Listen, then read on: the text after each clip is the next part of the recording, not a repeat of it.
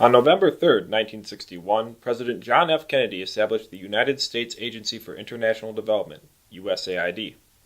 In recognition of this 50th anniversary, the United States Consulate General in Frankfurt welcomed 100 distinguished guests for a discussion of the 50th anniversary of USAID, past experiences and future strategies of development assistance at the Consulate on November 1st.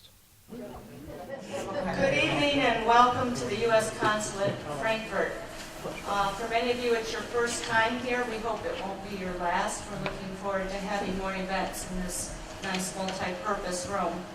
My name's Janet Miller, and I will be your MC for what promises to be a stimulating evening of information, discussion, reflection, and sort of prophesizing to what could be done better in the future.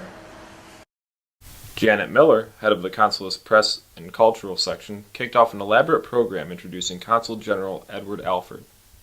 And then President Kennedy was dissatisfied with the effectiveness of USAID, and he said, and I quote, "No objective supporter of foreign aid can be satisfied with the existing program.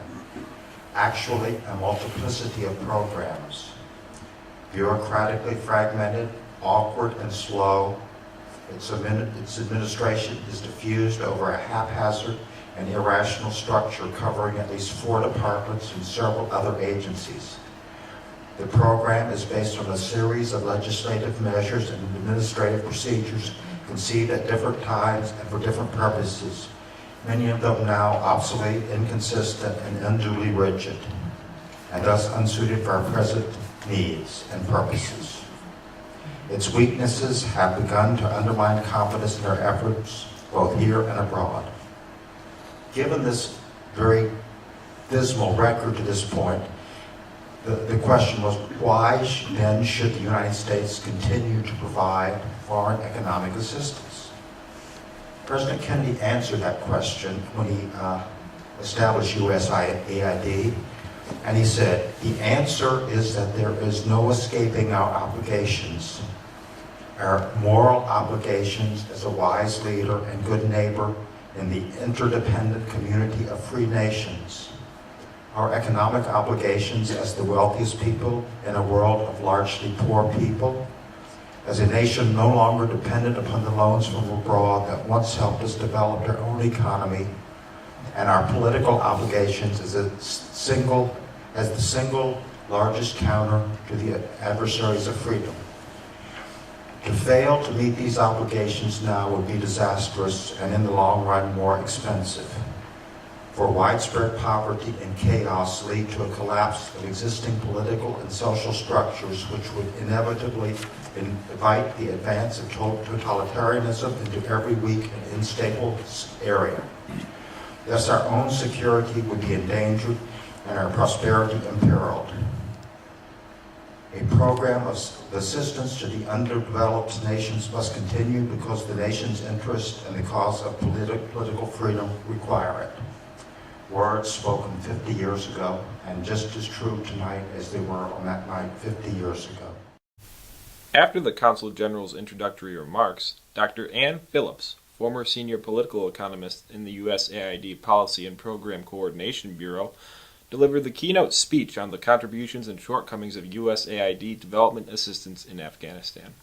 To focus on 2 or 3 Afghan priorities that we can support, but is really we're providing local or helping to ensure local ownership.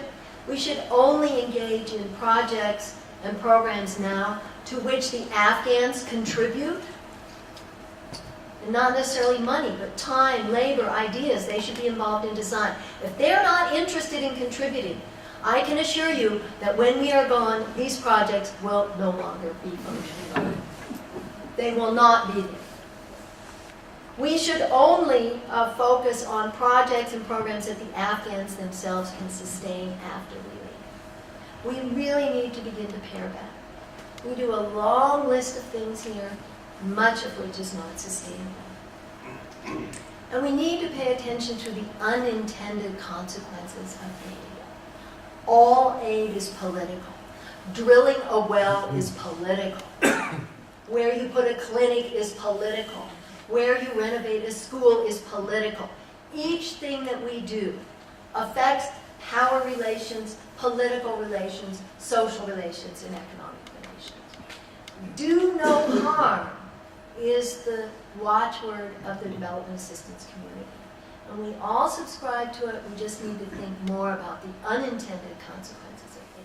Since USAID has always worked closely with partner organizations around the world, including Germany's leading development assistance institutions, GIZ and KfW Bankengruppe, the Consulate felt honored to have representatives of both institutions share their experiences as well.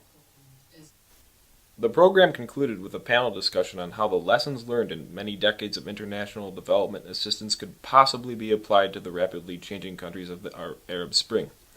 Moderator Dr. Baumgart Ochse welcomed economist and Middle East expert Dr. Mohammed Rabi, Ms. Bauer Ochse Barbosa of the GIZ, in addition to keynote speaker Dr. Ann Phillips. I discovered that when people move from one civilization to the other one, they move through a transitional period. And during the transitional period, all the theories and all the systems and all the organizations that serve the older era start collapsing, start losing their validity. And since the change comes, people don't know where the change is going, there's confusion, then new ones are not developed fast enough to be able to deal because they don't know where they are going and what is really happening. And I think today we are passing through a transitional period from the industrial society to the knowledge society. And because of that, theories and institutions are being fast invalidated and no new ones are being developed fast enough to take their place. And as an economist, my friends, and I know many, because I live in Washington, who work for the World Bank and work for the IMF, they say you are probably the only economist who dares to say what you say. I say that the theories of economic development, for example, that we studied in the 60s, in the 70s I studied, Rostow and other theories. I say all the theories that we studied and we taught at college are no longer valid. And this is what is happening today. And this is why our economists are unable to deal with the issues that we have at hand today, and we have to think outside the box.